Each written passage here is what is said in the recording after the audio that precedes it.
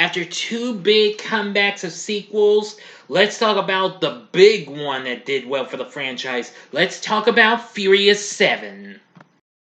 Big D's Entertainment Rankings and Reviews. So greetings my fellow YouTubers and welcome to Big D's Entertainment Rankings and Reviews.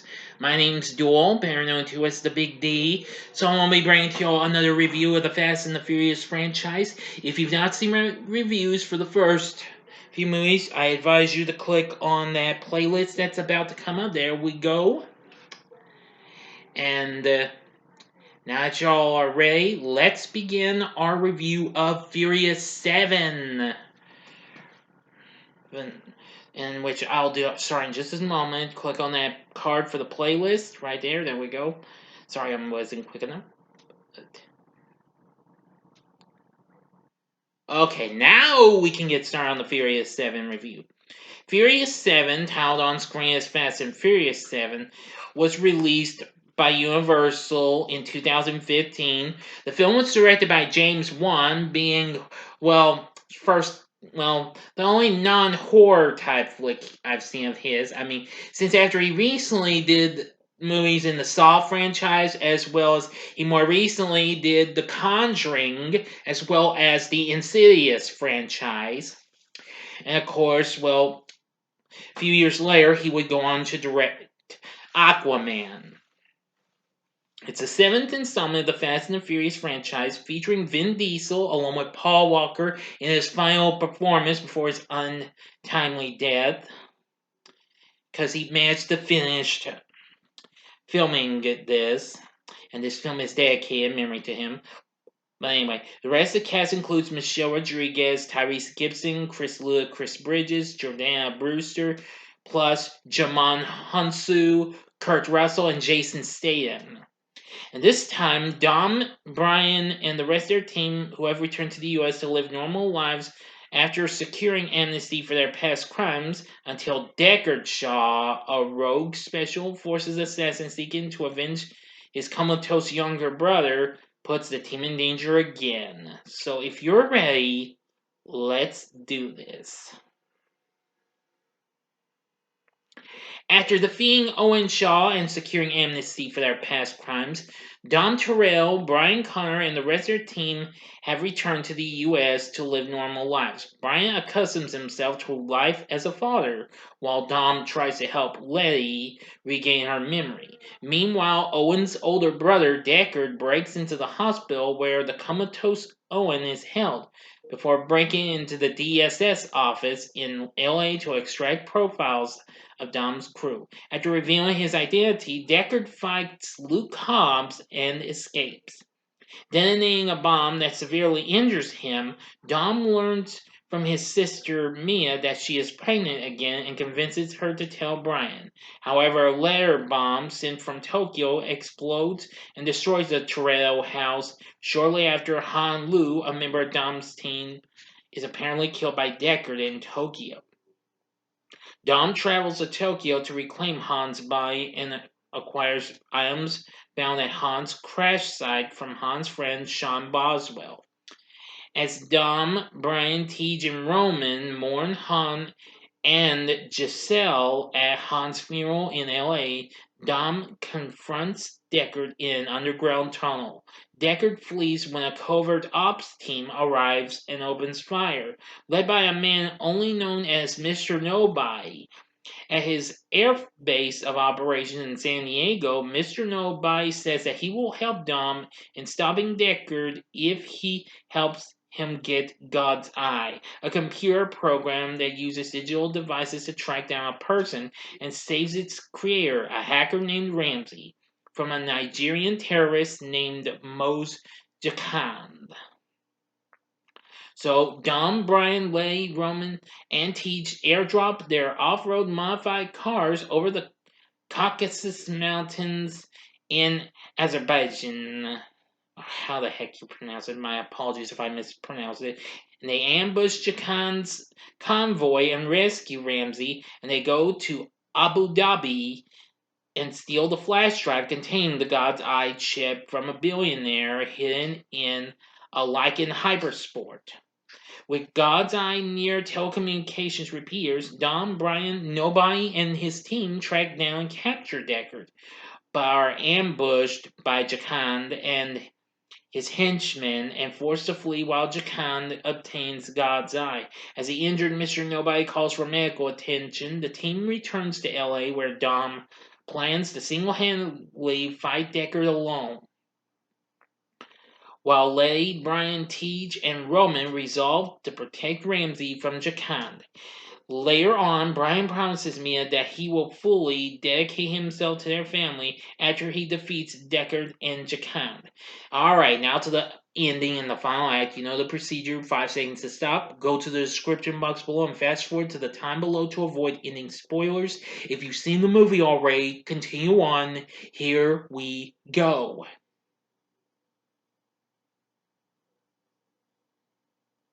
Okay, you've been warned.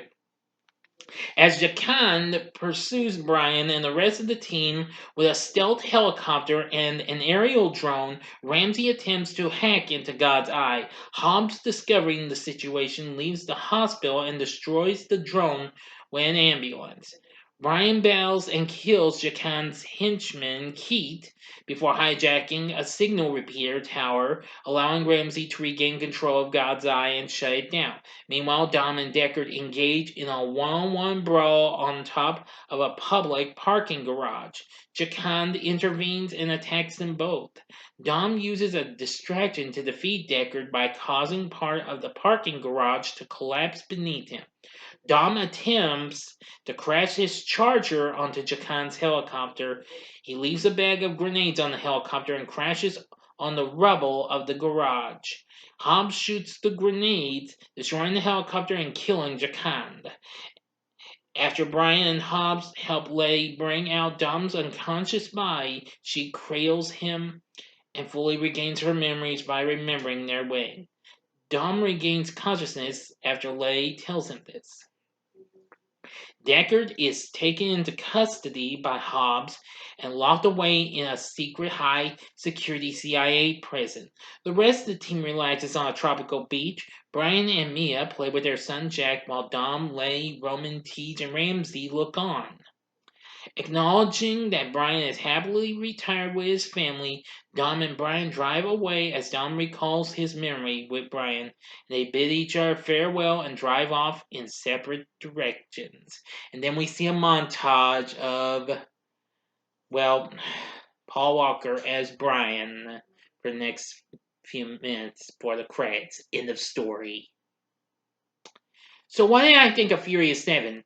After I recently revisited the film, not so long ago, I will say that I loved it. This was a blast from start to finish. I think it's probably one of the best of the films, as a matter of fact, from what I've seen, as I can recall. Even though I did like the next movie, The Fate of the Furious, but after revisiting Furious 7, this was just so much of a blast. I really loved the direction James Wan did. They had Brian Tyler doing the score for this. So that was good too.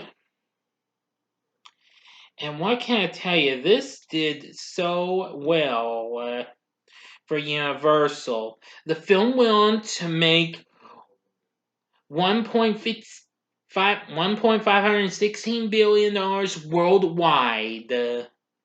And became the most successful, highest grossing film of the franchise to date. And the third highest grossing film of 2015.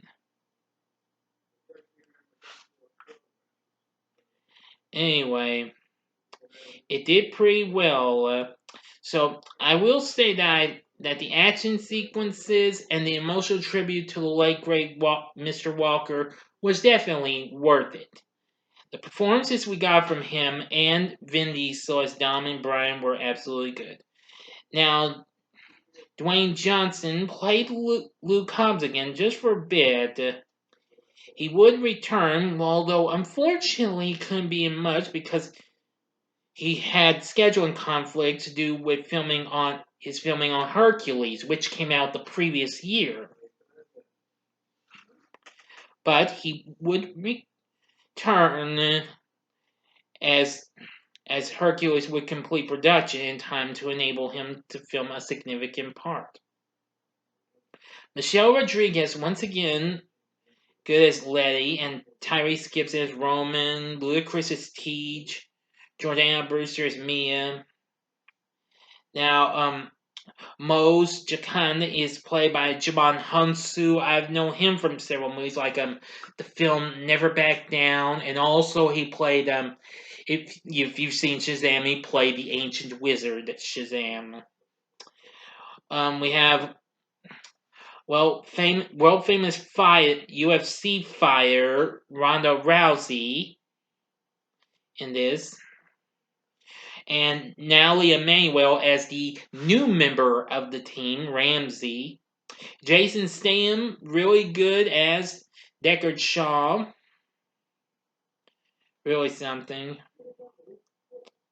We have Lucas Blackback as Sean Boswell. Of course, you remember him from Tokyo Drift. Elsa Paki is back as Elena. Luke Evans does briefly reprise his role as Owen Shaw. But also we have Kurt Russell as Mr. Nobody. Definitely a good performance from him. I have to agree with that. But anyway, and with just so much good performances, good action, a pretty good story, a great tribute to Paul Walker, and a great score from Brian Tyler, and all that jazz. The question is, would I recommend Furious 7? Hell yeah, this is definitely worth it. You need to see this one. This definitely, excuse me, you won't be disappointed with it. I think you'll really like it. This has probably so far been the best of the bunch, but I can't guarantee you that until I do my rank of it and until I go see F9, which I'll be going to see this weekend. Won't be going to see it on its actual opening date, which is today, but rest assured I'll be seeing it and you'll get a spoiler-free review of it, well, this Sunday night, because I've still got the Fate of the Furious and a re-review of Hobbs and Shaw to go, even though I still have not revisited that one, but I'm going to go ahead and do a re-review in case you haven't seen the quickie review. But anyway, let me know what you thought about Furious 7 in the comment section below. If you like this video, click the like button, subscribe to my channel, be a part of the Big D Nation, and join me next time when I bring to you a review of The Fate of the Furious. Thanks for watching, and if you like this, you may want to check out some of these other great movies. In the upper left-hand corner is my review of the second James Bond movie, From Russia with Love. The upper right-hand corner is my review of the fifth James Bond movie, which was You Only Live Twice. And the bottom left-hand corner is my review of the seventh Bond movie, which is Diamonds Are Forever. And the bottom right-hand corner is the button you can click to subscribe. If you like rankings and reviews on movies, TV, music, video games, etc., then I'm your guy. Thanks for watching. Until next time, I'm the Big D saying, see ya!